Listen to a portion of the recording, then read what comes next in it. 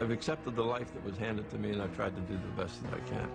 But the godfather and his son would find themselves betrayed by their own crime family.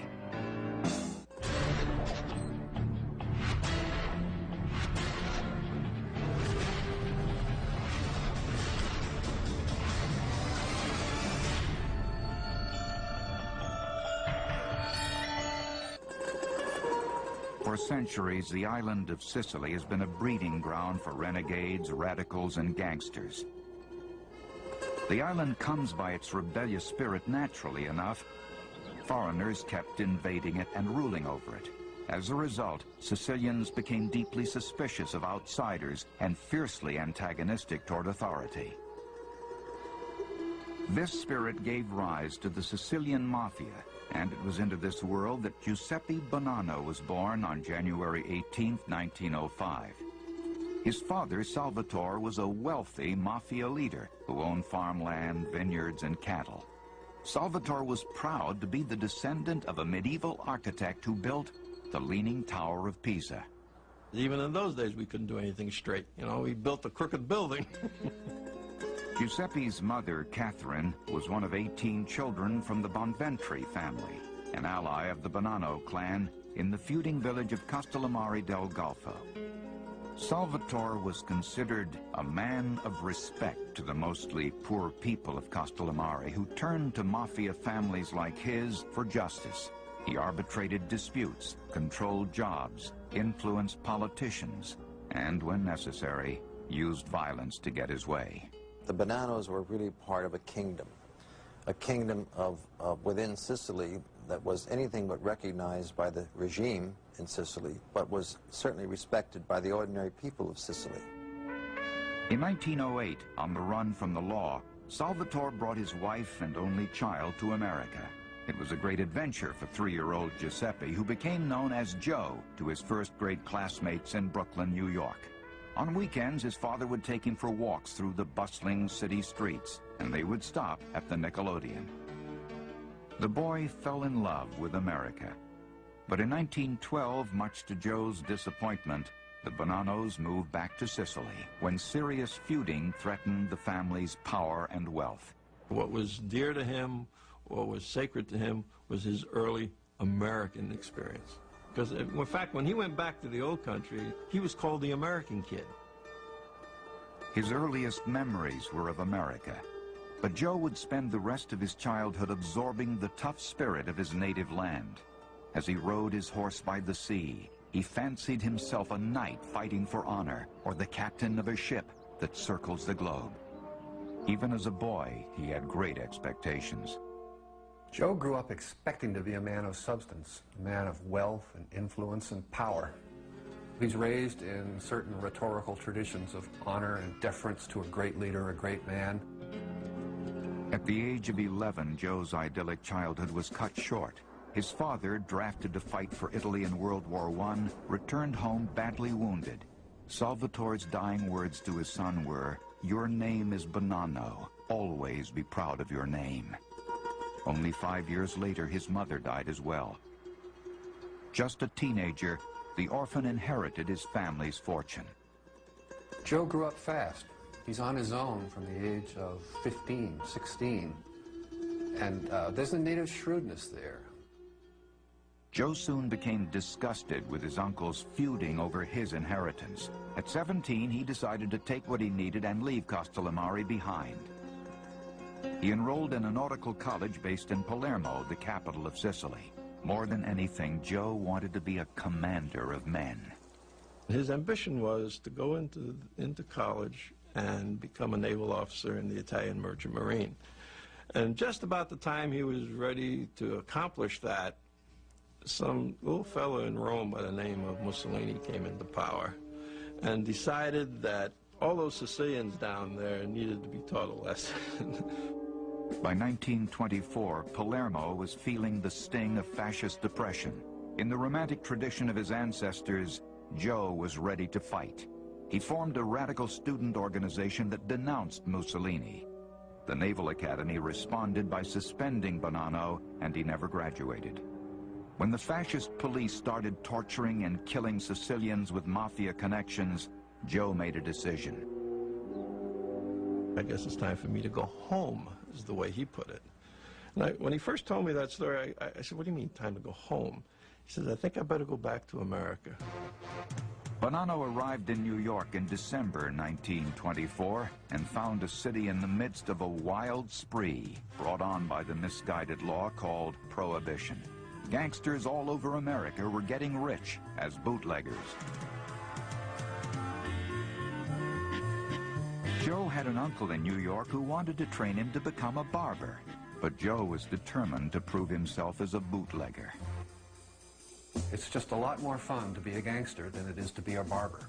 It's thrilling. You're out playing cops and robbers at night and making deliveries and getting paid, and it was an adventure for a young man just arrived in America, and it was a lot of easy money. Joe settled into a Brooklyn neighborhood made up of fellow immigrants from Castellammarese, including a hero of Joe's from the old country, Salvatore Maranzano. A charismatic and dashing man of respect, was fascinated by the Roman Empire. He even spoke some Latin. Maranzano was taught, disciplined, a bit of a reader for a gangster. He actually had books in his home, and Joe just loves him. He feels enhanced when he's around him. You could say that Maranzano is a substitute father. Maranzano recognized Joe's cunning and aptitude and put him in charge of his thriving bootleg operation. Joe quickly developed a reputation for being tough as well as smart. Once when a local don tried to muscle in on his business, Joe wasted no time setting the man straight. My father found out about it, told him, forget about it. One word led to another. He happened to have a weapon on him. He took the gun, stuck it in the guy's mouth, and said, if you don't back away, you're not going to live to see tomorrow. The guy backed away. Joe had humiliated the man and was summoned by Maranzano and other local men of respect to account for his actions. What happened next set in motion a chain of events that would take decades to unravel. Bonanno contacted his older cousin, Stefano Magaddino, who was running his own rackets in upstate Buffalo, New York, and who considered himself the most senior leader of the Castellammarese immigrants. Magaddino came down to the city prepared to defend his younger cousin's honor and demonstrate his own authority. But at the sit-down, Magaddino did not get a chance to play the role of godfather and peacemaker, because Joe's new mentor, Maranzano, jumped to the young man's defense. Maranzano said, wait a minute. Here's the guy that was protecting what is his. How can we fault him for that? The other gangsters agreed. Joe was exonerated. Now it was Joe's cousin, Magaddino, the black sheep of the family back in Sicily, who felt humiliated, dishonored, and denied the respect he thought he deserved. What developed out of that meeting was an insatiable jealousy on the part of Stefano Magaddino toward my father. Here was this younger whippersnapper cousin of mine coming from the old country, and immediately he's now in the good graces of quote-unquote important people in New York. The bitter Stefano retreated to upstate New York, but as Joe's stature continued to grow, so did his cousin's resentment. By 1930, Joe had carved out a coveted role as Maranzano's chief aide. Though not yet a man of respect, he was a man to be reckoned with.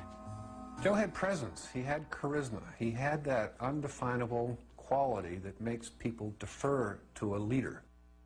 We would sit in his study and discuss Mediterranean history, discuss modern history, discuss politics, discuss opera. He was truly a Renaissance man. At 25 years old, Joe's charm and smarts had taken him far, but he had yet to be tested in battle. Bonanno would get his chance as the New York underworld erupted in street warfare.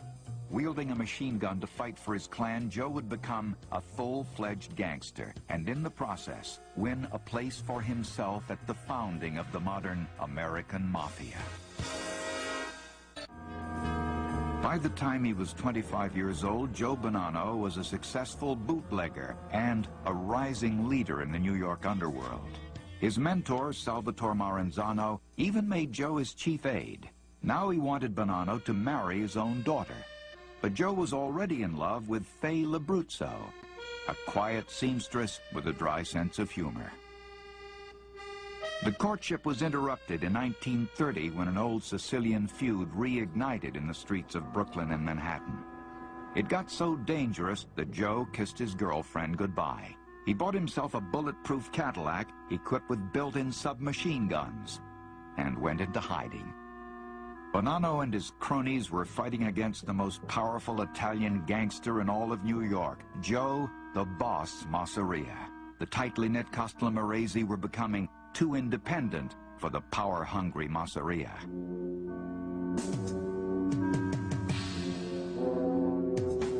As the bodies piled up, the gangsters were losing profits and losing patience. Masseria's right-hand man and Joe Bonanno's arch-enemy, Charles Lucky Luciano, took control of the chaos. Charlie Lucky was an Americanized product, born in Sicily, but came over here at a very early age. So he and his friends decided that the shooting that was going on wasn't good for business. So Luciano orchestrated the assassination of his own boss, Masseria, in order to make peace with Joe's boss, Maranzano. After the killing, Joe and the other major New York gangsters all attended a crucial meeting hosted by Al Capone at the Congress Hotel in Chicago. The conclusion of that meeting was the establishment of un comitato di pace, which was a committee for peace. However, because there were some Americanized guys that couldn't say the words correctly, they decided to say, well, let's call it the commission. Joe's boss, Maranzano, pushed through his plan for a syndicate of mafia families that would function like the Roman military led by Caesar. The other leaders quickly realized they had replaced one despot for another. 4 months later, Lucky had Maranzano killed as well. With his boss dead, Joe decided the best course was not to avenge the murder, but to make peace with Lucky Luciano. There was a meeting in 1931 between my father and Luciano, where my father said, I have no reason to have any problems with you. Do you have any problems with me? They agreed to a peace. It was a peace agreement with a huge dividend for the career of Joe Bonanno. He's perfectly happy with the outcome, which is it delivers the family that had belonged to Maranzano to Joe Bonanno. So all of a sudden, at the age of 26, he's a mafia boss. In keeping with his Sicilian tradition, Joe became a father, and his fellow immigrants were his family. Then Bonanno and Luciano created a new commission, which would hold sway in the underworld for the next half a century. The commission works beautifully for decades because there is no big boss. It's 7 top mafia guys, and they meet every 5 years, and they just operate by consensus. With the war behind him, Joe Bonanno married the patient Fay Labruzzo in 1931, almost 2 years after their original wedding date.